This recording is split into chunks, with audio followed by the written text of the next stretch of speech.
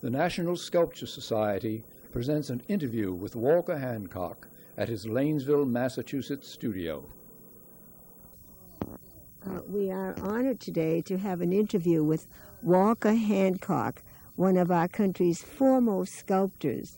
And he will give us a tour and explain how he came to be here in Lanesville and a little bit about his career. Well, I came to be here because my teacher was here. Charles Grafley had his summer studio in Lanesville, in Folly Cove, which is just about a mile from here. And he allowed me to come and work in his studio. And after work, we would come and swim. And I fell in love with the place. And after 4 years' absence, when I went to the American Academy in Rome, I found my way back here in the hope of getting a swim, and found it overrun with strangers, 4 cars parked on the other side there, 2 over here, and the place very much spoiled, and I was very sad about it, of course. But I found that it was for sale for a very small amount by our standards today, and I was able, with the first payment that I had coming to me on a fountain that I had done, to buy the property. And then a year later, I was able to build the first module, the center of the building, and about 5 years later added what is now the book room. Was the house built from the granite of the quarry? The house was built from a pile of granite, which was right here, which had been taken from the quarry. And that little dolmen, which remains, was the last of the pile. You were telling me about your studio in New York. Yes, that had been torn down during the war, and I had no place to work there. So having this little pied-à-terre here, we decided to move up, to live here the year round, and we built a little house about 5 minutes walk down the road, and been here ever since. This is Vice President Bush. It's being posed for by President Bush, but it's the Vice President, because as President of the Senate, they are memorialized. Do you carve something out in clay before you make it in marble? Oh yes, it'll have to be finished in plaster, the whole thing. But I'm leaving it until later to do the bust, because I need to take the head back to the White House for a sitting. I see. And not to transport a great bust like that would be a boon. This is the third size model for the marble statue of Madison in the Library of Congress in the new Madison building. And it's a monumental piece. And this is the enlargement of this hand. See, significantly larger. You say 3 times, but actually 3 times is 27 times when you're dealing with volumes. And this I did in the Supreme Court building. They gave me a very grand studio there. It was one of the great conference rooms. And he posed for me. I don't think I worked on this without him, to speak of at least. And I did the head in the Supreme Court, and then the bust I applied later. This is my daughter, between the ages of 8 and 10. And she didn't want to pose a bit. I did it under great difficulties. But it's in Portuguese pink marble, which is a very nice warm material. I enjoyed it. This is an ancient thing. It's the first maquette for the Soldiers' Memorial in St. Louis. There are 4 of these groups, figures of 15 feet high, and they're at the entrance of the big Soldiers' Memorial building there. Outside one of the state buildings there, or one of the... Well, it's on the sort of central plaza of the city, And it's simply called the Soldiers' Memorial. Actually, it's a kind of military museum. Now, this is Robert Frost, and he came here and posed every day, all day long, for a week. And at the end of the week, this was done, and he signed it, and I signed it, and I didn't work a minute on this without him. And of course, the joy of doing this was to hear him talk, and it also made it, I think, a more lively portrait because he was engaged in conversation and had a great deal of humor mixed in with what he had, his observations. This is head of my next door neighbor. When I first moved here, he was a quarry worker, Finnish, and was a great help to me in clearing the land and preparing the foundations for this building. This is Booth Tarkington, and he was a fascinating subject too, as you can imagine.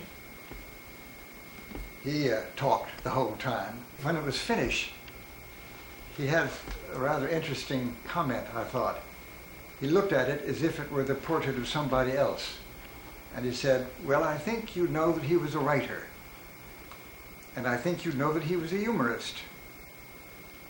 And that he was fond of observing human nature.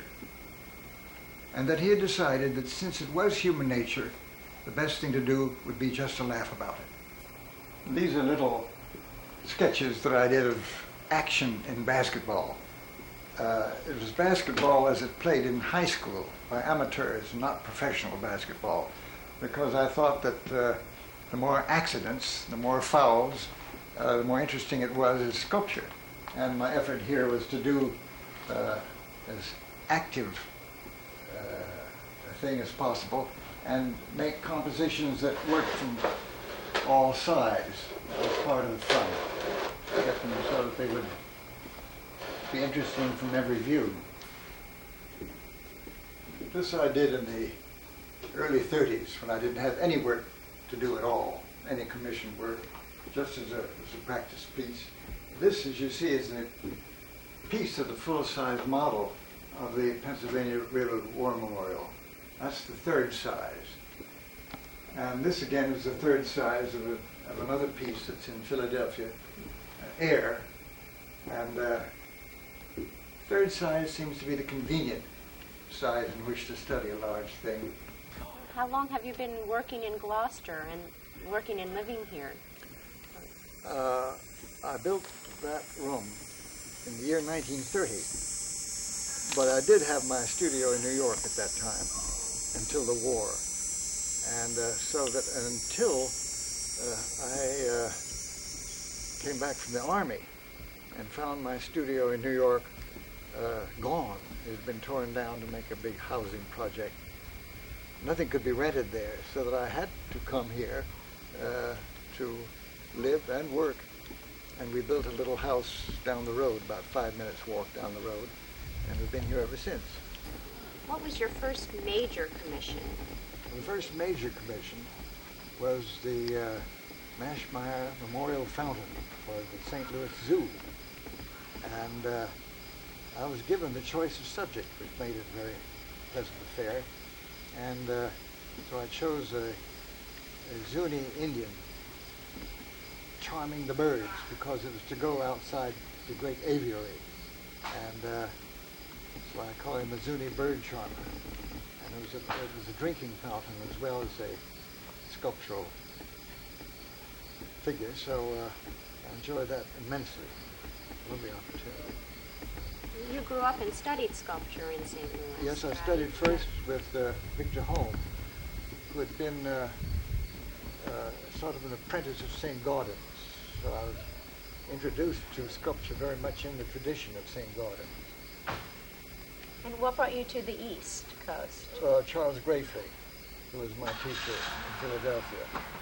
And he, at that time, was regarded as the preeminent teacher of sculpture in this country. And I'm going to say you had a mosquito. And he asked me to come and work in his studio here in Lanesville, which I did during the summers. while I was studying in Philadelphia. And from then on, it was a matter of going to school and going to the American Academy in Rome and coming back here and getting to work. And you also taught at the Pennsylvania Academy for a long time. I taught there for 38 years. When did the American Academy in Rome fit in? When did you go there? That Before or during? That was directly after my years at the Pennsylvania Academy.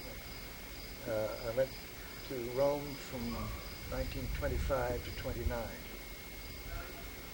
spent 3 years in Rome and the better part of a year in Florence before I came back, working in a foundry. Although I was working in Sculpture, I wasn't working as a founder. I was doing a piece of my own there. It was a great experience. When you teach sculpture, as you have for many years, do you teach the philosophy of sculpture or simply technique? I try very hard to avoid teaching a philosophy of sculpture, mine or any other, because I think that what you can give a student is purely technical. You can't teach art. There's a great effort these days in art schools, I think, to teach art, which can't be done. But you can give a student the technical equipment to go on and execute what ideas he may have, whatever his style may be. And that's what I did try to do in teaching. Confine it very much to that. Not that on the side we didn't discuss all kinds of things, literature and poetry and distantly related subjects, but not the philosophy of sculpture, I think. It's gorgeous out here. This will hold us. Oh, great.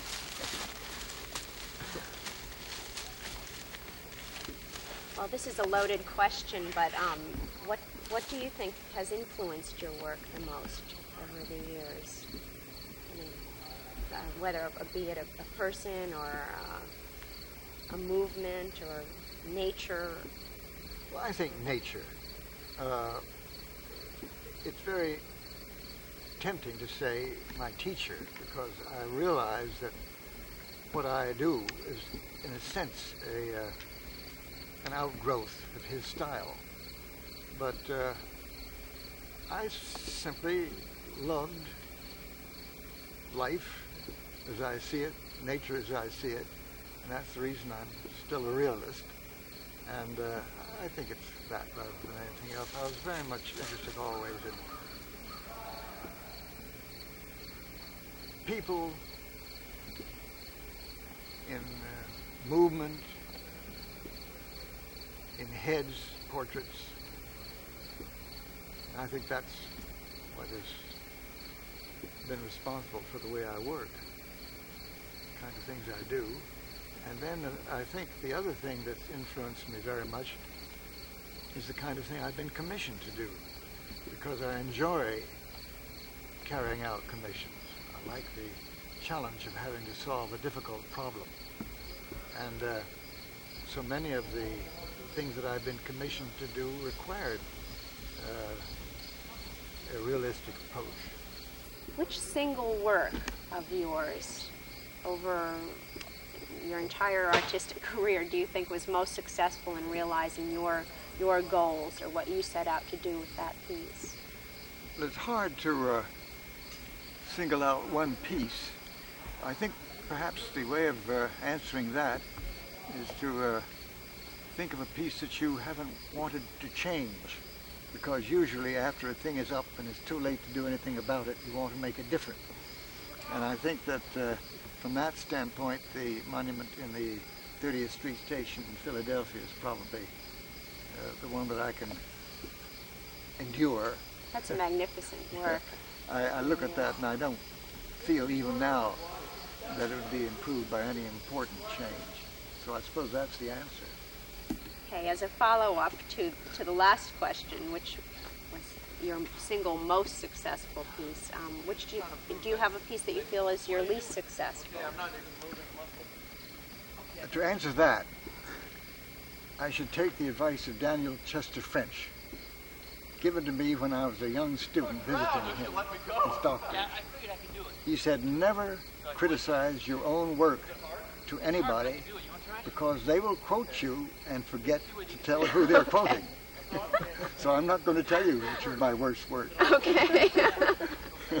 Do you think it's necessary to have to explain a piece of sculpture? Well, I think ideally a piece of sculpture should explain itself.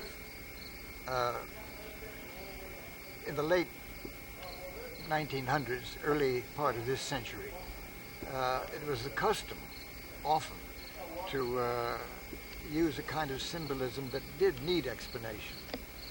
But I think that shouldn't be. I think the work should explain itself to at least to fairly intelligent people. Well, it's just we're so delighted that we were able to come. Well, I'm so glad to Yeah. get you here. Thank you. I'm glad you finally were able to overcome the difficulties. This tape has been produced by the National Sculpture Society.